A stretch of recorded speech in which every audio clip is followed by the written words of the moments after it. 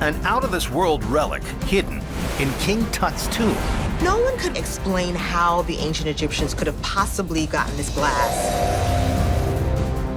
A young soldier brought back from the dead. Doctors considered it nothing short of incredible that he survived. And a bizarre experiment in an extraordinary castle. He was looking to discover whether ESP was real. Deep in the vaults of the world's greatest institutions lie extraordinary relics, tales of intrigue and wonder, and secrets waiting to be revealed. These are the mysteries at the museum.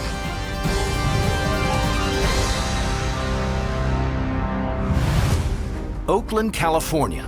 Legend has it that in 1843, a terrifying creature emerged from the depths of Lake Merritt and killed 5 members of a hunting party. It reportedly had the eyes of a dragon, teeth of a shark, and the body of a lizard. It became known as the Oak Ness Monster, and it's said the beast still haunts the body of water to this day. More dark stories from the region's past can be found at the Oakland Public Library. Deep in the archives, among the vintage photographs and antique maps, is a peculiar folio linked to a sinister supernatural tale. One of the items is a sketch of a man. Written under the man, it says T.B. Clark. There are several letters, one addressed to a woman named Nellie. One artifact is a thin brown book. In bold print, it reads, "The Oakland Ghost, an Ancient Phenomenon." These documents shed light on one of the most horrifying hauntings in American history. This is the chilling tale of a poltergeist that tore apart a family's home.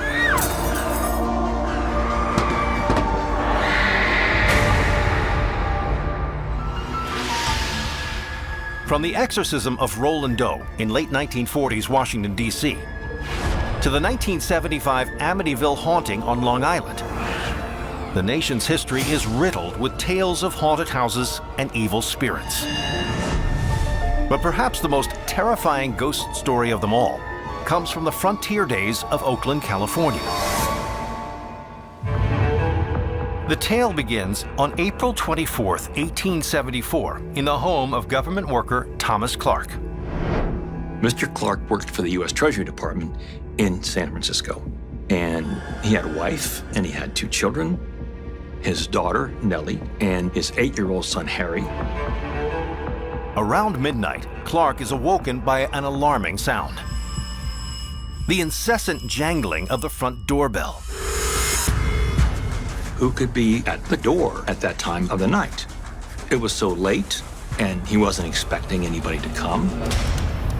Wary of bandits, Clark grabs his gun and heads downstairs. But when he opens the door, no one is there. He can't find anybody or anything. He was puzzled. Suddenly, Clark hears a tremendous crash coming from the living room. He rushes in to find a large heater lying on its side. The heater was likely about 40 or 50 pounds. Mr. Clark knew there was no way that that heater could have fallen there of itself. By now, the rest of the family has been roused by the disturbance and is making their way down the stairs. Just as daughter Nellie descends to the bottom landing, a basket filled with silverware flies through the air and nearly strikes her in the head. This was very, very dangerous. This must have terrified Nellie. How could that have happened? Who did this? As the family huddles together in fear, the furniture around them suddenly takes flight.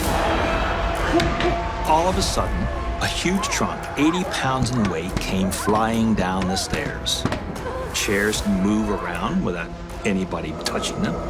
Then an eerie shriek splits the night, and the entire house is illuminated by a mysterious light. Light, seemingly from nowhere, began to shine inside the house. The family cannot explain this, and they're terrified. But it's only the beginning of their troubles. For the next 3 nights, the Clarks continue to be plagued by similar strange events. Then, just as swiftly as they began, the horrific happenings stop. The family is left with one burning question. Is their house haunted by a malevolent spirit? Convinced that a poltergeist is stalking his family, Clark turns to a spiritualist for help. The medium holds a seance to communicate with the ghost. It's then that the supposed ghost whisperer makes a startling claim. She's sure that someone had been murdered in the house. Determined to find out more, Clark teams up with one of the most prominent academics of the day, Dr. Joseph LeConte. Dr. LeConte was a world-famous professor. He was the first president of the University of California. Hoping to turn up some evidence of foul play, LeConte digs through local archives. But he comes up empty. There had never been a murder in the house. Next, the two men wonder if the home could have been built on top of an ancient burial ground. But that's also dismissed. There are no records that show there was ever a cemetery at that site.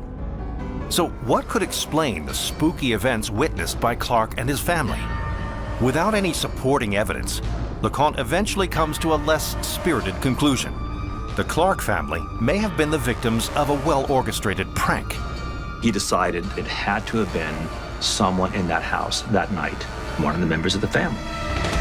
But Clark is convinced this was no man-made stunt. This conclusion didn't make sense. They knew it couldn't have been anyone living at the house that could have done this because they had all huddled together and none of them had left. In 1877, Clark publishes a book detailing the chilling account. Terrified the specter may return, the family moves out of the house. The structure remains abandoned until it's torn down in the 1970s. But to this day, local residents still report odd occurrences at the site. People in that very neighborhood claim that that spirit still exists. And this dossier, which documents the alleged haunting, sits within the collection of the Oakland Public Library in California. It conjures up the memory of one of the most perplexing paranormal cases in American history. Corning, New York, has an out-of-this-world claim to fame. Since the 1950s, dozens of residents have reported seeing a UFO soaring in the skies above town. One witness described it as a silver wedge shape that flew like a boomerang. But in the heart of town is an institution dedicated to man-made craftsmanship, the Corning Museum of Glass. Among its world-class collection of crystalline artworks is an opaque object that looks decidedly dull. The artifact is kind of a yellowish color. It's 12 inches long and 6 inches tall. It's jagged and pitted. It looks like it's heavy, but when you pick it up, it's actually quite light. Some believe this time-worn item is from another world. This artifact recalls an Egyptian ruler and a visitor from beyond the stars.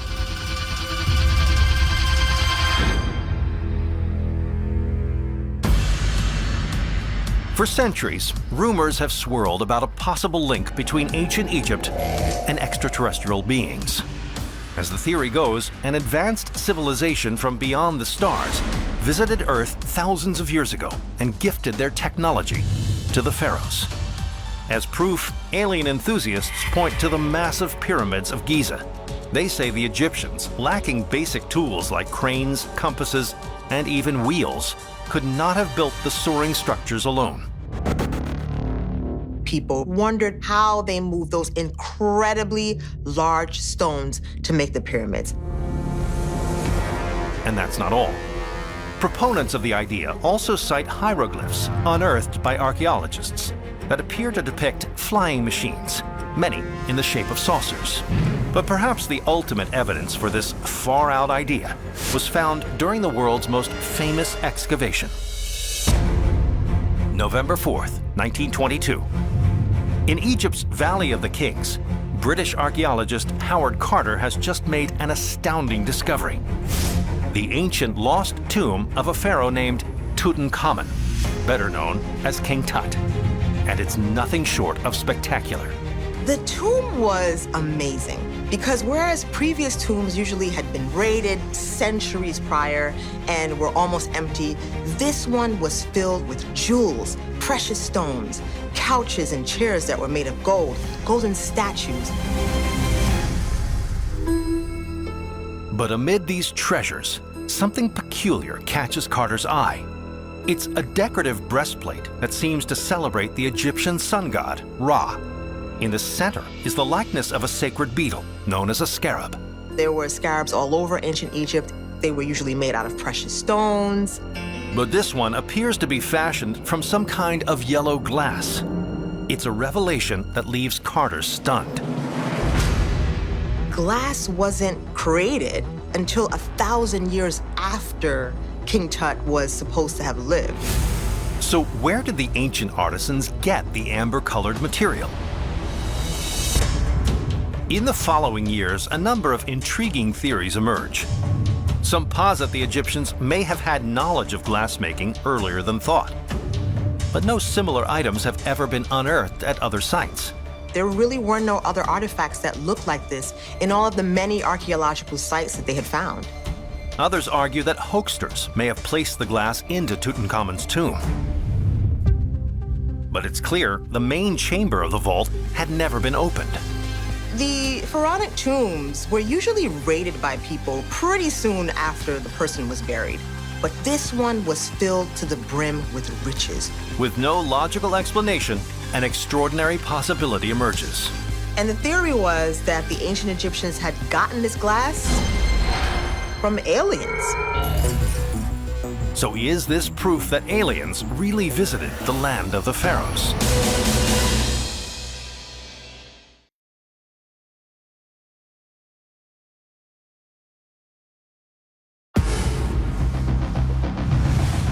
For decades, historians have puzzled over a bizarre relic found in King Tut's tomb, an ornate piece of jewelry adorned with polished glass.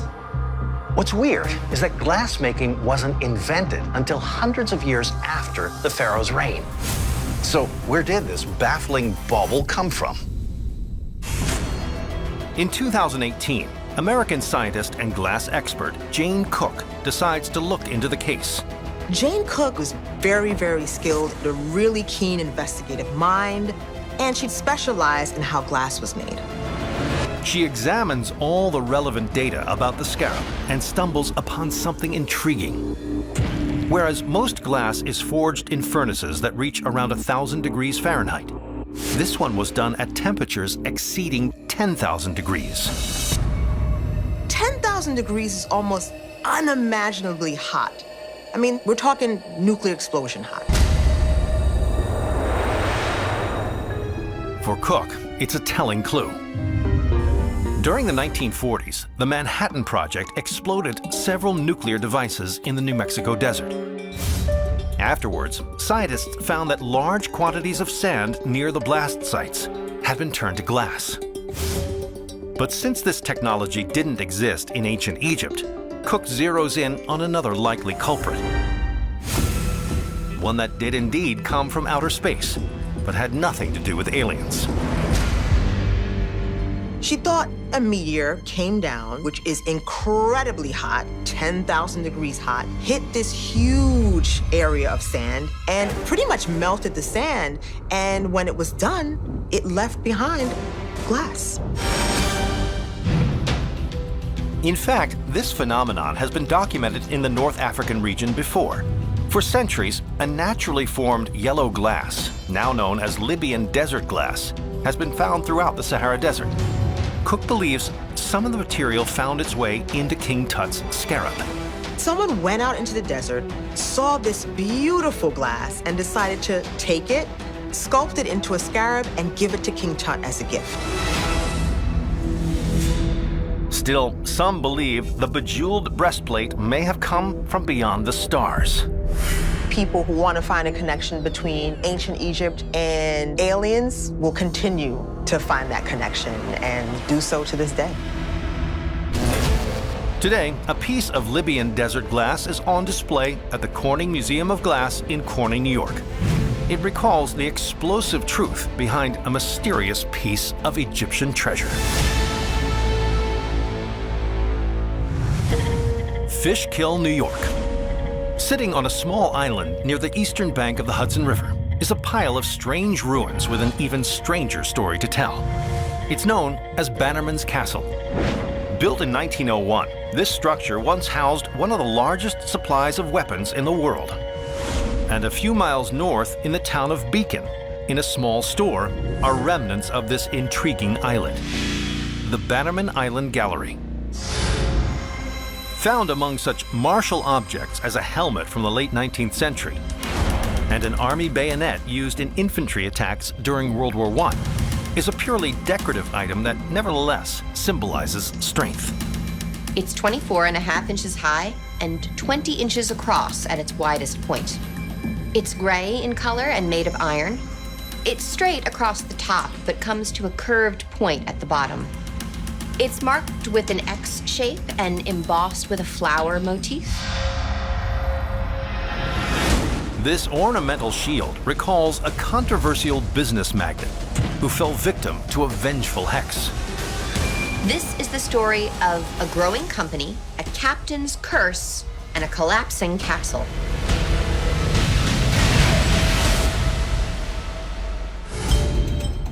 It's 1898.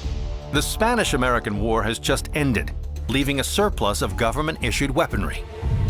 One entrepreneur who sees this as a profitable opportunity is 47-year-old businessman Frank Bannerman. Bannerman learned that buying military equipment from the government could be quite lucrative. If he bought a rifle for 75 cents, he might sell it for $16. Bannerman procures nearly 90% of the military surplus, which includes everything from cannons to decommissioned ships. But his Manhattan warehouse can't hold all of the newly acquired inventory. So Bannerman finds the perfect location for his burgeoning business. 50 miles north of the city, in the middle of the Hudson River, a small island called Polypel.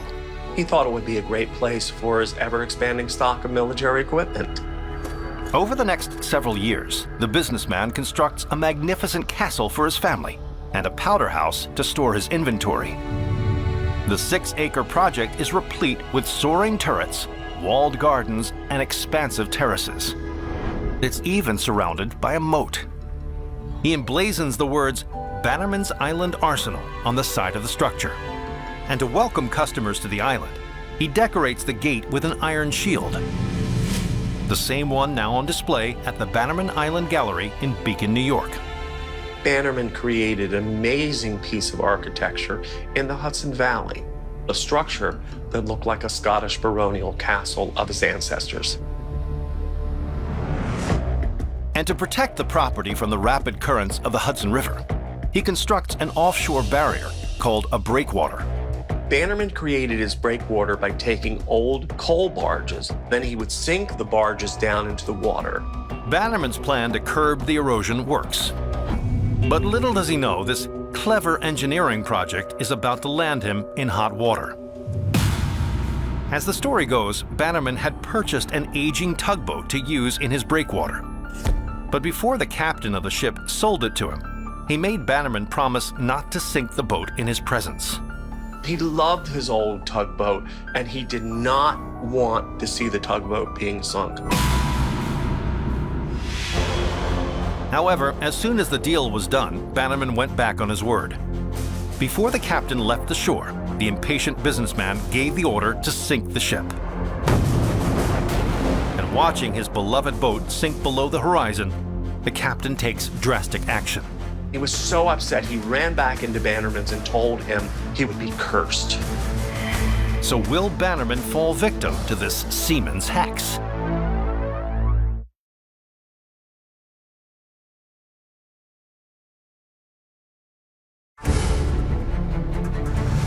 It's the early 1900s in Fishkill, New York.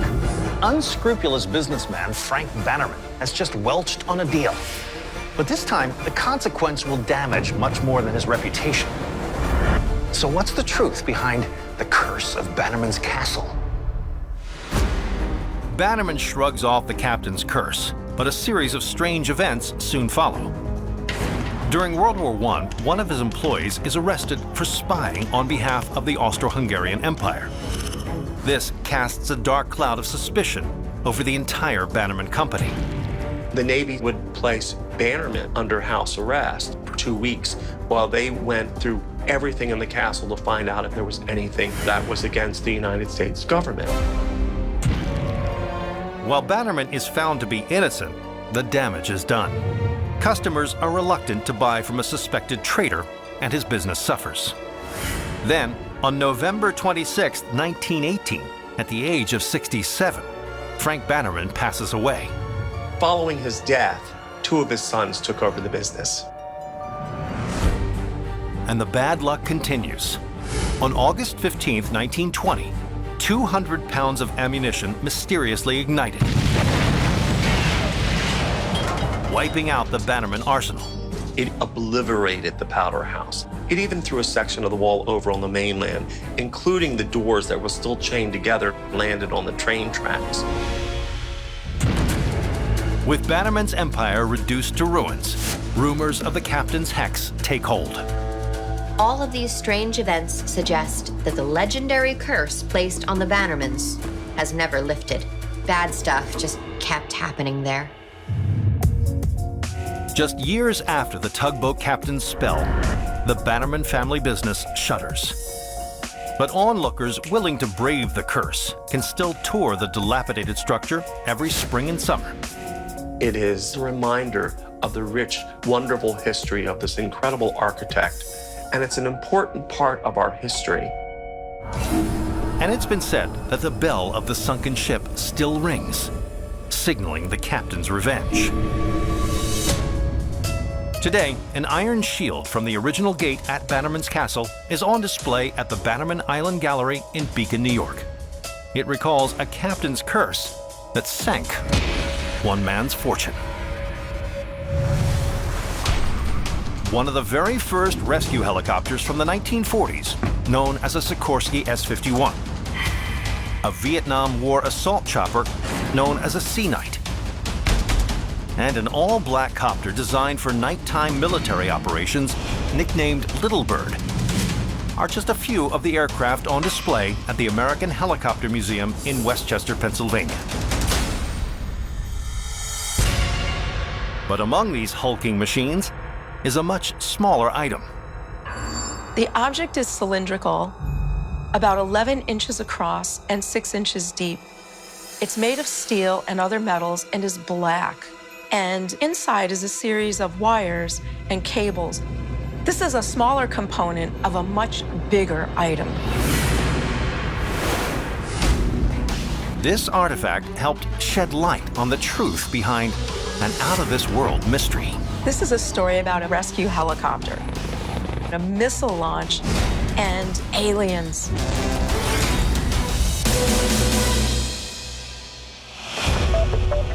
It's 2018 on Whidbey Island in Washington's Puget Sound. 65-year-old Greg Johnson is a retired computer specialist who now spends his time on his quirky hobby, weather watching. Johnson's passion is watching the activities on and around Puget Sound. And when it comes to this pursuit, Johnson is curious, determined, and totally dedicated. Using 4 cameras that run 24 hours a day, he captures time-lapse images of atmospheric activity on the Sound, then streams it for the enjoyment of viewers around the globe. Generally, there are images of clouds and trees, pretty typical types of things. But on Sunday, June 10th, 2018, the recorders capture something unusual. It's an image of a blazing trail that appears to extend thousands of feet high into the sky. The streak seems to begin at ground level and head in a straight line vertically out into space. And the luminous line is topped by a small white object. It looks like a missile being launched. Curious, Johnson contacts the nearest military base, Naval Air Station Whidbey Island, to see if they were responsible for the strange phenomena. but they are just as perplexed. When Johnson inquired of the nearby base, they said they didn't launch a missile. So who or what is behind this odd occurrence? To find out, the amateur meteorologist turns to his website's many visitors. Johnson posted his picture with the caption to the internet, and every theory he could imagine came back. One suggests that the object is in fact a missile, but fired from a Chinese sub lurking in the Pacific Ocean. It could be a rogue nuclear submarine trying to destroy something. According to this theory, the warhead was likely shot down by the US military shortly after it was fired. But when Johnson compares his image to actual submarine missile launches, he notices a glaring inconsistency. Those photos show a short burst of fire emanating from the rear of the projectiles, followed by long trails of smoke, whereas his picture has no smoke at all and just a bright trail that seems to extend hundreds of feet into the air. So it became clear pretty quickly that this was not a missile. So what was it? With no rational explanation, some turn to an outlandish theory. They speculate that the curious craft is a nefarious visitor from beyond the stars. The idea was that an alien spacecraft was abducting humans, sucking them up through this beam into the ship. So what's the truth behind this fiery photo?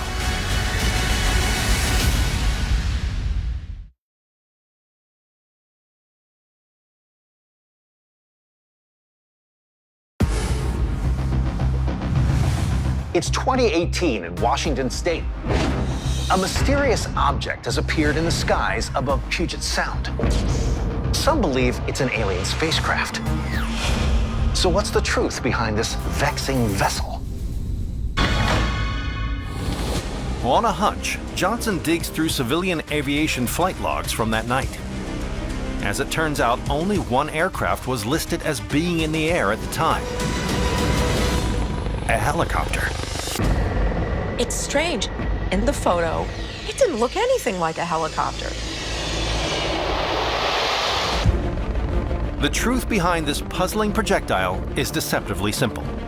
The craft in question was a rescue helicopter equipped with a high-powered searchlight. The beam was pointed straight down, so as the chopper took off, Johnson's time-lapse camera captured the unexpected visual. Since the photograph was a time exposure, the light just glowed like a fiery beam as that helicopter ascended into the air. Johnson goes public with his findings. Although they seem to settle the matter, skeptics contend that the mystery continues. Some people didn't believe him. They said, no, it couldn't have been. It had to be an alien spacecraft. Today, this spotlight, like the one affixed to the chopper in Greg Johnson's photo, sits on display at the American Helicopter Museum in Westchester, Pennsylvania. It recalls the tale of a mysterious beam and the man who shed light on the truth. Beneath the busy boulevards of Indianapolis, Indiana, is an unusual attraction. An elaborate network of subterranean tunnels. Originally built in the 1880s to store meat and produce, they were abandoned after the development of refrigeration. Today, they are known as the Market Catacombs. But above ground is an institution dedicated to a different part of 19th century life, the Indiana Medical History Museum. Here, visitors can explore a device used to slice very thin sections of human tissue called a microtome, disease-ridden brains preserved for scientific study, and an amphitheater where it said students fainted in their chairs while watching doctors perform medical autopsies. The collection also includes one object that recalls a miraculous story of life and death. The item is 8 inches long and ½ inch wide. It's made of steel and stored in a case. It has 3 round openings on one end and an extremely fine point on the other. The artifact was created for a medically trained professional. A stainless steel syringe just like this is linked to a bewildering tale of a man who was brought back from the dead. This is the story of how a bizarre near-death experience saved the lives of countless others.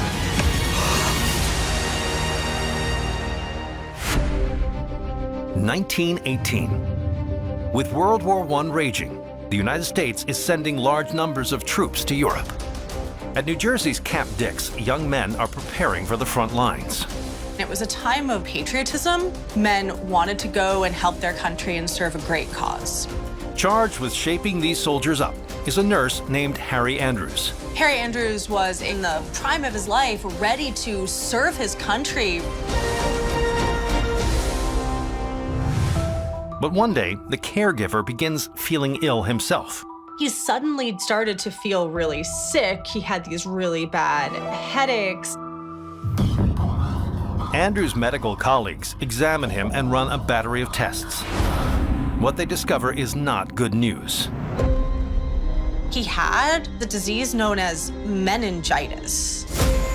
Meningitis is an inflammation of the protective membranes that cover the brain and spinal cord. The condition is often caused by bacteria or viruses that are highly contagious. For Andrews, it's a grim diagnosis. Meningitis at the time had an 80% mortality rate. This was basically a death sentence. Army doctors do everything they can to try and help Andrews, but it's no use. Soon, Andrews was pronounced dead. His body is sent to the morgue for an autopsy. But when the doctor cuts into the skin, he gets the shock of his life. The body began to bleed. By this time, the blood should have congealed. This can only mean one thing. Andrews is still alive. Perplexed, the doctor checks Andrews' pulse, but it seems his heart is not beating. He had to act fast if he wanted to save his life. So what can the doctor do to revive him?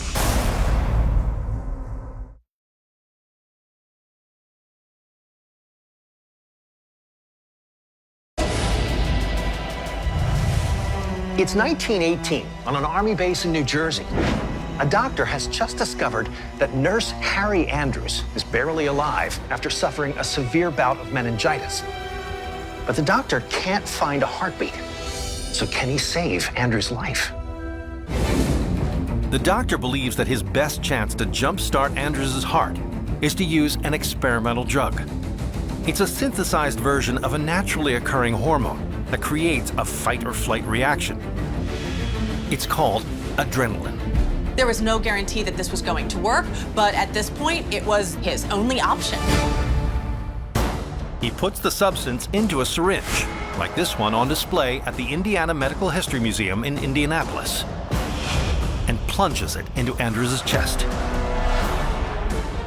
Suddenly, the doctor feels a pulse in the patient, and Andrews jolts awake. To everyone's amazement, Andrews' heart started to beat again. The doctor suspects the meningitis had merely muted his vitals to the point where they were unable to find any signs of life.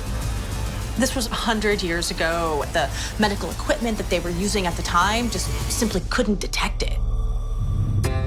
Within a few weeks, Andrews is on his way to making a full recovery. Doctors considered it nothing short of incredible that he survived. But his remarkable story doesn't end there. Doctors wonder if the revived man's blood could hold the key to curing certain types of meningitis.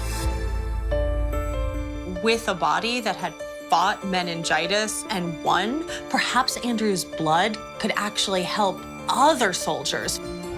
Eventually, his antibodies are used to engineer an effective serum. Remarkably, this serum started to save the life of soldiers. This was a huge victory for doctors who had been battling this very deadly disease. As for Andrews, the nurse resumes his training and later that year sets sail for the war in France. Never one to quit, Andrews ended up going overseas to Europe, where he saved many on the battlefields. In the following years, antibiotics are developed to help fight meningitis. And in 1974, the first vaccine becomes available to the public. Today, this World War I syringe, just like the one used to save Harry Andrews, sits within the collection of the Indiana Medical History Museum in Indianapolis. It recalls an astounding tale of a man brought back from the brink of death and the countless lives he helped to save. America's oldest public park is Boston Common.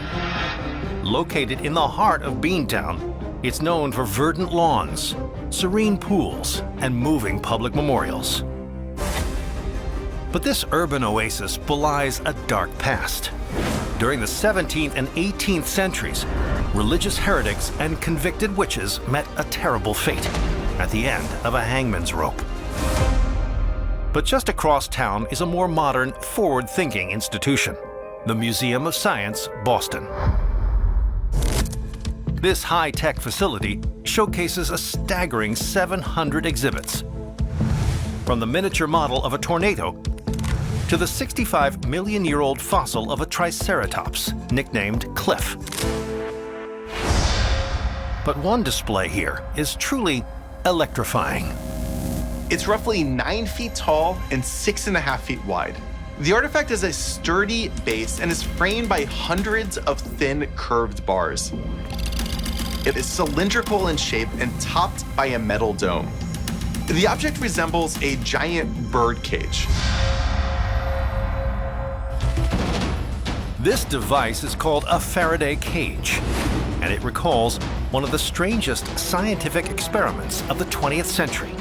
This is a story of an eccentric millionaire and his obsession in the paranormal.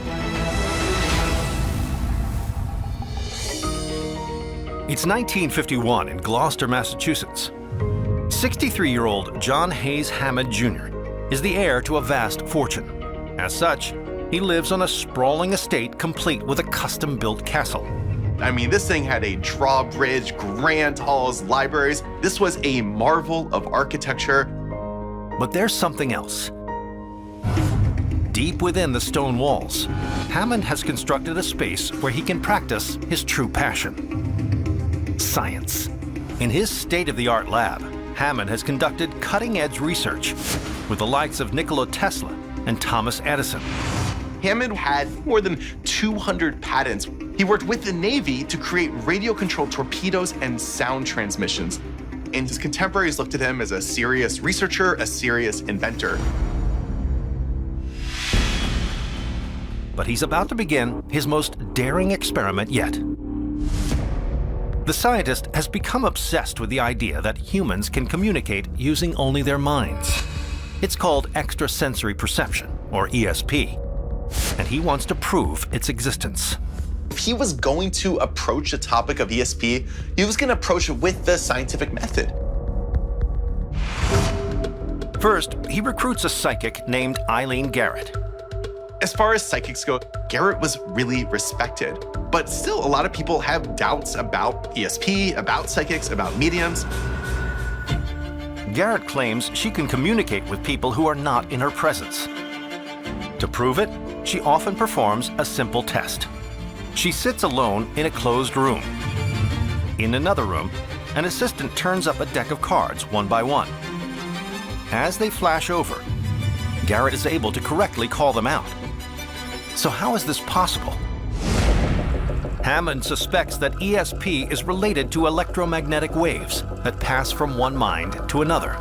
Hammond began to wonder, what if there were some sort of invisible waves, much like radio waves, that allowed the brain to communicate in telepathic ways? Hammond invites the psychic to perform the routine in his laboratory. But this time, he puts Garrett inside a special structure that will block any electromagnetic waves from entering or leaving. It's called a Faraday cage, an example of which is on display at the Museum of Science, Boston. What he wanted to see was if you put a psychic in there, does that Faraday cage cut off her psychic powers? But little does Hammond know, the results will be more incredible than he could have imagined. What happened next, it astonished Hammond and his entire team.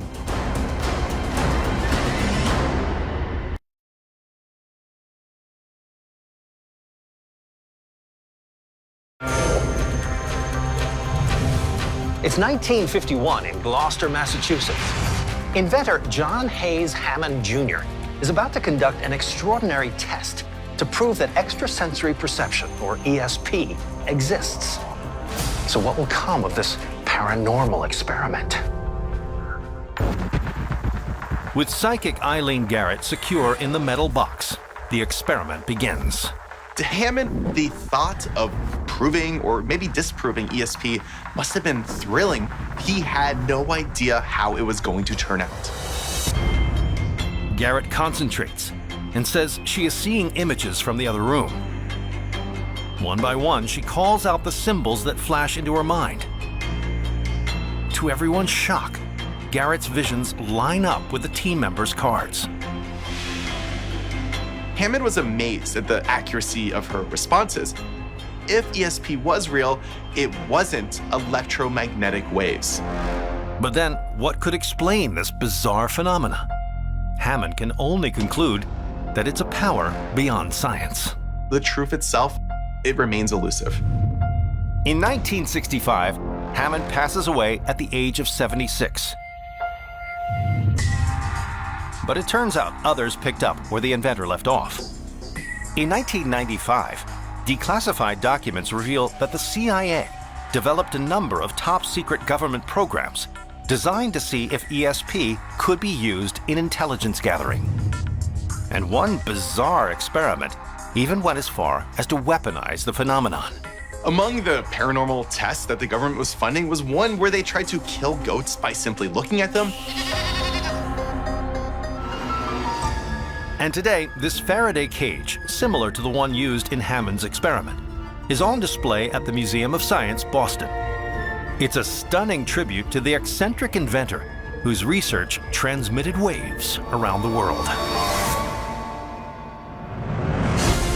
From a puzzling poltergeist to a mystery rocket, a resurrected soldier to a cursed castle. I'm Don Wildman, and these are the mysteries at the museum.